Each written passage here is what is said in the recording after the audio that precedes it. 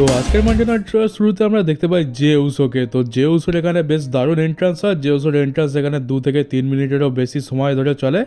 আর J Uso রিংয়ের মধ্যে এসে সবাই মাইক নিয়ে কিছু বলতে যাবে, তখনই তাকে ইন্টারাপ্ট করে দেয় এখানে গান্তারের সাথে তার স্যাটারডে নাইটস মেন ইভেন্টে ম্যাচ হতে চলেছে। গান্তার এখানে এসে তার আলাদাই কাজ করে যাচ্ছে। সে এখানে জে উসোর পুরো ব্রেন ওয়াশ করার চেষ্টা করে।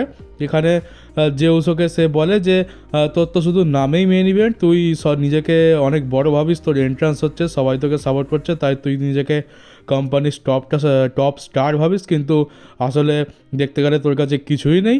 তুই একেবারে বেকার, তুই হচ্ছিস একটা ইউজফুল ইডিয়েট। তোকে রোমান ইউজ করেছে, তোকে স্যামি জেন ইউজ করেছে, আর তোকে তোর ভাই জিমি উসো ইউজ করেছে। তো এটা বলার পর জে উসোর একটু ইগো হার্ট হয়ে যায়, মানে ইগো হার্ট হয়ে কি, সত্যি কথাই তো বলেছে। আর তারপর জে উসো এখানে বলে যে ঠিক আছে, স্যাটারডে নাইট মেন ইভেন্টে আমি হারিয়ে দেবো গান্তারকে আর আমি জিতে যাব, তারপর আমি হয়ে যাব ওয়ার্ল্ড হেভিওয়েট চ্যাম্পিয়ন, আর তখন তো এরকম কোনো ব্যাপার থাকবে না। আর দেখতে গেলে আমি তো তাও রেসলম্যানিয়ার মেন ইভেন্টে একবারের জন্যও ছিলাম, মানে ওই 2024 সালের রেসলম্যানিয়ার মেন ইভেন্টে জে উসো এসেছিলো কোডিকে সেভ করতে, তো সেটার কথা এখানে বলছে।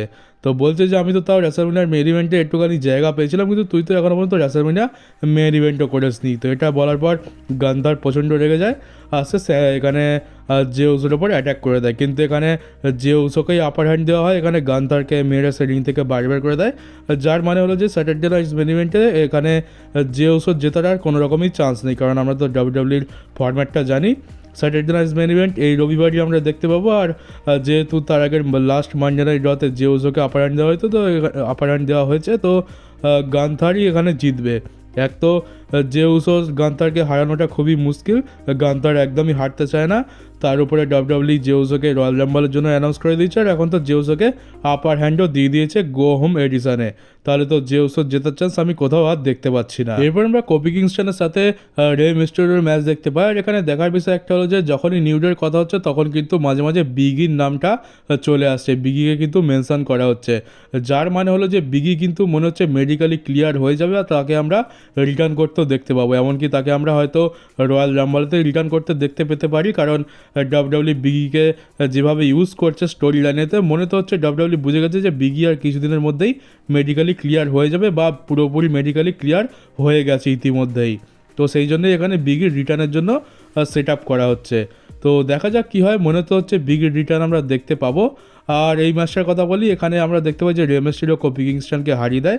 তারপর আমরা জেভিয়ার উডসকে আর কোফি কিংস্টনকে রে মিস্টেরিওর উপর অ্যাটাক করতে দেখতে পাই, কিন্তু এলডব্লিউও এসে এখানে রে মিস্টেরিওকে বাঁচিয়ে নেয়। এরপর আমরা স্যামিজেনকে দেখি, স্যামিজেনের তরফ থেকে একটা প্রোমো আসে। মেন কথা হচ্ছে যে স্যামিজেন নিজেকে রয়্যাল রাম্বলের জন্য ডিক্লেয়ার করে দিয়েছে, সে রয়্যাল রাম্বলে এন্ট্রি নিচ্ছে। কিন্তু স্যামিজেন এখানে বলে যে আমি এত বছর ধরে মানুষের যত ভালোবাসা পেয়েছি, মানুষের যত সাপোর্ট পেয়েছি, আমার কোনো ওয়ার্ল্ড হেভিওয়েট চ্যাম্পিয়নশিপের দরকার নেই, আমার যেটাই যথেষ্ট, আমি এতেই খুশি। কিন্তু আমার ওয়ার্ল্ড হেভিওয়েট চ্যাম্পিয়নশিপ দরকার, কারণ আমি যখন 14 বছর বয়স ছিল, যখন ছোটো ছিলাম, তখন এটা আমার স্বপ্ন ছিল ওয়ার্ল্ড টাইটেল জেতা।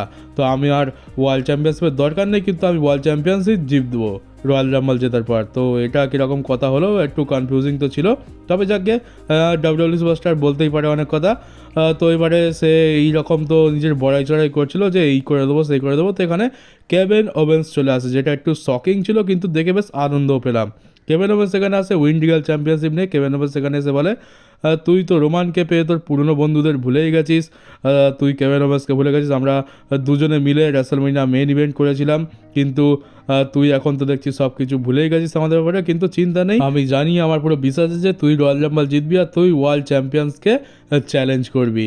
এটা কেভিন ওভেন্সের কথা। কেভিন ওভেন্সের কথা শুনে একটু আজব লাগছিল, ভাবছিলাম যে স্যামিজেনকে এখানে উল্টোপাল্টা কথা বলবে আর স্যামিজেনের উপর অ্যাটাক করবে, কিন্তু এখানে তো স্যামিজেনকেই সাপোর্ট করতে এসেছিলো কেভিন ওভেন্স। এখানে কেভিন ওভেন্স বলে যে আমার পুরো বিশ্বাস আছে তুই রয়্যাল রাম্বল জিততে পারবি, তুই নিজের জন্য করবি, তুই তোর কাছের লোকদের জন্য এটা করবি, আর তারপরে রেসলম্যানিয়াতে গিয়ে আমাকে চ্যালেঞ্জ করবি, কারণ আমি তো হচ্ছি ওয়ার্ল্ড চ্যাম্পিয়ন। ভাবছিলাম যে উইন্ড রিগাল চ্যাম্পিয়নশিপের জন্য ম্যাচ হবে, কিন্তু না, এখানে কেভিন ওভেন্স বলে যে রয়্যাল রাম্বল আমি কোডিকে হারিয়ে দেবো, তারপর কোডির চ্যাম্পিয়নশিপটাও আমার কাছে চলে আসবে, তারপর তুই রয়্যাল রাম্বল জিতবি, আর তারপর আমাকে রেসলম্যানিয়াতে চ্যালেঞ্জ করবি, আর তুই মিলে রেসলম্যানিয়া মেন ইভেন্ট করবো। তো স্যামি জেন তো হ্যাঁ হয়ে আছে, কী বললে বুঝতে পারছে না। আর তারপর এখানে কেভিন ওমেন্স বলে যে আমি জানি তুই রয়্যাল রাম্বল জিতবি, কারণ আমি তোর পেছনে দাঁড়িয়ে থাকবো, আমি তোকে সাহায্য করব। আর আমি এটাও জানি যে আমার যখন তোকে দরকার পড়বে তুইও আমার পেছনে দাঁড়িয়ে থাকবি, তুই আমাকে সাহায্য করবি। তো এটা বলে এখান থেকে কেভিন ওমেন্স চলে যায়। তো বেশ কনফিউজিং হয়ে রয়েছে, মনে হচ্ছে কেভিন ওমেন্স রয়্যাল রাম্বল ম্যাচে স্যামি জেনকে জিততে হয়তো সাহায্য করতে আসতে পারে। আবার এখানে কেভিন ওমেন্স কোডির এগেনস্টে জেতার জন্য ইনডাইরেক্টলি স্যামি জেনের কাছ থেকে সাহায্য চাইছে, এটাই দেখে তো বুঝতে পারলাম। তো এখানে বন্ধু হবে না শত্রু হবে এটা একটু দেখার বিষয়, কারণ স্যামি জেনের হিল টার্ন যদি হয়ে যায় তাহলে স্যামি জেন কেভিন ওমেন্সের দলে চলে যাবে, কিন্তু স্যামি জেন যদি এখনও এরকম ভালো মানুষ হয়ে থাকে তাহলে ডেফিনেটলি কেভিন ওমেন্সের এগেনস্টেই সে যাবে। আর তারপর আমরা রেসলমেনিয়াতে গিয়ে কেভিন ওমেন্স ভার্সেস স্যামি জেনের মধ্যে ম্যাচ দেখতে পাবো। তো রয়্যাল রাম্বলেই আমরা দেখতে পাবো যে কী হয়। এছাড়াও আমরা নায়া জ্যাক্স ভার্সেস বেলির মধ্যেও ম্যাচ দেখতে পাই, কিন্তু রিং সাইডে আবার সেই রক্সিন থাকে আর বেলি একটু ডিস্ট্র্যাক্ট হয় রক্সিনের জন্য। তো এবার রক্সিন আর বেলির মধ্যে ফিউড চলবে। তো যাই হোক এখানে বেলিকে নায়া জ্যাক্স হারিয়ে দেয়। আর তারপর আমরা দেখতে পাই যে রিয়া রিপ্লি চলে আসে নায়া জ্যাক্সের উপর অ্যাটাক করার জন্য, কারণ আজকের মানডে নাইট ড্র শুরু হওয়ার আগে আমরা দেখতে পাই যে রিয়া রিপ্লি পার্কিং এরিয়া থেকে হেঁটে হেঁটে আসছিল আর নায়া জ্যাক্স তার উপর অ্যাটাক করে দেয়। তো সেই জন্যই এখানে রিয়া রিপ্লি বদলা নিতে আসে। কিন্তু কি বলবো, ডাব্লিউডাব্লিউর এখন সবথেকে বিরক্তিকর ইরিটেটিং জিনিস হচ্ছে সিকিউরিটি এসে এদেরকে তো ঘিরে নেয়, এদেরকে লড়তে তো দেয় না। তো শেষ পর্যন্ত রিয়া রিপ্লি বিরক্ত হয়ে গিয়ে সিকিউরিটির মধ্যে থেকে বেরিয়ে মাইক নিয়ে কমেন্ট্রি টেবিলের উপর দাঁড়িয়ে ওঠে আর বলে যে স্যাটারডে নাইট মেন ইভেন্টে নায়া জ্যাক্সের সাথে তার ম্যাচ হবে। তো দেখতে গেলে এখানে টোটাল 5খানা জিনিস তো বুক হয়ে গেছে স্যাটারডে নাইট মেন ইভেন্টে, 4টে ম্যাচ আর কোডি রোডসের কন্ট্রাক্ট সাইনিং। তো 5খানা জিনিস বুক হয়ে গেছে, মনে তো হয় না আর কোনো জিনিস আমরা দেখতে পাবো।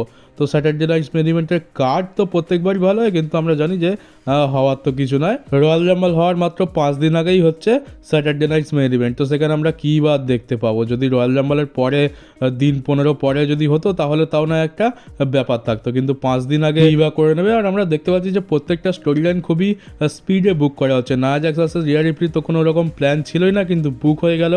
জে উসো ভার্সেস গান্থার মাত্র 2 সপ্তাহের মধ্যে বুক করা হয়ে গেল। স্যাটারডে নাইট মেন ইভেন্টের কার্ডটা খুবই তাড়াহুড়োতে বুক করা হয়েছে। তারপর আমরা পেন্টা ভার্সেস পিট ডানের মধ্যে ম্যাচ দেখতে পাই, যেখানে ম্যাচটা তো খুবই হার্ড হিটিং হয়, খুবই ভালো এখানে রেসলিং কোয়ালিটি ছিল। আর এখানে পেন্টা পিট ডানকে পেন্টা ড্রাইভার লাগিয়ে হারিয়ে দেয়। তারপর আমরা সিএম পাঙ্কে দেখতে পাই, সিএম পাঙ্ক এখানে টাইম পাস করার জন্য এসেছিল। তো হ্যাঁ, টাইম পাস করার জন্য এসেছিল, কারণ হচ্ছে যে সিএম পাঙ্ক এখানে জিজ্ঞেস করা হয় যে তুমি তো রেসলমেনিয়া মেইন ইভেন্ট করতে চাইছো, তো তোমার স্ট্র্যাটেজি কী? কারণ এবার রয়্যাল রাম্বলে জন সিনা, রোমান রেন্স, ড্রু ম্যাকিন্টায়ার, সেথ রলিন্স বড় বড় সুপারস্টার থাকবে, আর স্যামি জেনও তাকে ডিক্লেয়ার করে দিয়েছে। তো এখানে সিএম পাঙ্ক বলে যে আমি তো ইতিহাস তৈরি করতে জানি, আমি এর আগে অনেক ইতিহাস তৈরি করেছি, আর আমি নেটফ্লিক্সের উপর ডেবিউ হওয়ার প্রথম এপিসোডেই সেথ রলিন্সকে মেইন ইভেন্টে হারিয়ে ইতিহাস তৈরি করেছি, তো আমি রয়্যাল রাম্বল জিতেও ইতিহাস তৈরি করবো। এছাড়া নিজের বড়াই করে আরও 2-3টে কথা বলে, তো এটা জাস্ট টাইম পাসের জন্যই ছিল। এই কথাগুলো তো সিএম পাঙ্ক এর আগেও বলেছে। এরপর আমরা পিয়ার ফিউজন কালেকটিভের সাথে ড্যামেজ কন্ট্রোলের ম্যাচ দেখতে পাই। এটা খুব একটা বেশি ইম্পর্টেন্ট নয়, তাই অতটা আমি এটা ডিটেলসে বলছি না। এখানে ড্যামেজ কন্ট্রোল পিওর ফিউজন কালেকটিভকে হারিয়ে দেয়। তারপর আমরা রয়্যাল মেইন ইভেন্টে রেসলমেনিয়া 40 রিম্যাচ দেখতে পাই, ড্রু ম্যাকিন্টায়ার ভার্সেস সেথ রলিন্স। এখানে ম্যাচটা খুবই দারুণ চলে, ম্যাচের তোমরা খুবই এনজয় করবে। এখানে ভালো ভালো রেসলিং মুভ দেখতে পাই, হার্ড হিটিং মুভ দেখতে পাই। এটা একটা ব্যাঙ্গার ম্যাচ ছিল, কিন্তু লাস্টের দিকে একটু ডিসঅ্যাপয়েন্ট হয়েছি, কারণ এখানে সেথ রলিন্স ড্রু ম্যাকিন্টায়ারকে রোল করে পিন করে দেয়। আমি তো ভেবেছিলাম যে এখানে কোনো রকম রেজাল্টই বেরোবে না, ডিসকোয়ালিফিকেশানে এন্ড হয়ে যাবে, কিন্তু এখানে কোনো একটা ক্লিন রেজাল্ট তো ডাব্লিউডাব্লিউ বার করেনি, কারণ ড্রু ম্যাকিন্টায়ারকে রোল করে পিন করা হয়েছে। তো ড্রু ম্যাকিন্টায়ারকে দেখতে গেলে 2025 সালেতে প্রথমেই জে উসো রোল করে পিন করে দেয়, আর এখন সেথ রলিন্স তাকে রোল করে পিন করে দিল। ড্রু ম্যাকিন্টায়ারকে ডাব্লিউডাব্লিউ স্ট্রং তো বুক করছে, কিন্তু ম্যাচেস হারিয়ে দিচ্ছে। তবে ঠিক আছে, রোল করে পিন করানোটা ক্লিনভাবে পিন তো নয়, ওখানে তো নক আউট করে পিন করছে না, তো ঠিকই আছে। আর সেথ রলিন্সও এই বছরে একটা ম্যাচ হেরেছে আর একটা ম্যাচ জিতে গেছে। তো কী হয় যে এবার ড্রু ম্যাকিন্টায়ার যেহেতু ম্যাচ হেরে গেছে, সে প্রচণ্ড রেগে যায়, সে এখানে সেথ রলিন্সের ওপর অ্যাটাক করে দেয়, তাকে ক্লেমর কিক লাগায়, তারপরে রিং পোস্টে মাথা ঠেকিয়ে হয়তো কিছু কোনো ভয়ঙ্কর মুভ পারফর্ম করতে যাচ্ছিলো, কিন্তু স্যামি জেন এখানে চলে আসে সেথ রলিন্সকে বাঁচাতে। সে ড্রু ম্যাকিন্টায়ারের ওপর অ্যাটাক করে, কিন্তু এখানে ড্রু ম্যাকিন্টায়ার তাকে গ্লাসগো কিস লাগিয়ে দেয়। তো স্যামি জেন এখানে রিং সাইডে পড়ে যায়। তারপর এখানে ড্রু ম্যাকিন্টায়ার রিংয়ের মধ্যে ঢুকে সেথ রলিন্সকে টেনে হিঁচড়ে একটা কর্নারে নিয়ে যায়। সেখানে গিয়ে কিছু তো বলছিল, কিন্তু স্যামি জেন পেছন থেকে ড্রু ম্যাকিন্টায়ারকে হেলুয়া কিক লাগাতে চলে আসে, আর ড্রু ম্যাকিন্টায়ার সরে যায়, সেই হেলুয়া কিক সোজা সেথ রলিন্সের মুখে গিয়ে লাগে। আর তাও তো সেথ রলিন্স তো ওখানেই উপর হয়ে পড়ে যায়। সেথ রলিন্স তো শুরু থেকে মারি খেয়ে যাচ্ছে, প্রথমে ক্লেমর কিক পড়লো, ক্লেমর কিক থেকে যদিও বা একটু ঠিক হলো, তো হেলুয়া কিক পড়ে গেল।